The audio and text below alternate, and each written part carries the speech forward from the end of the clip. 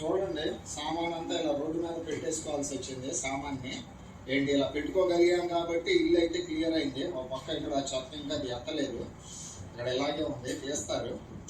ఒక పక్క చెత్త, ఒక పక్క క్లీనింగ్ అంటే కాస్తంత కష్టంగానే ఉంది.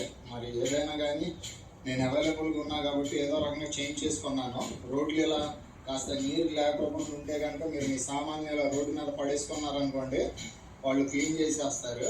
ఏంటి నేనైతే అదే పని చేశాను ఫ్రెండ్స్, తప్పలేదు ఇంకా నాకు.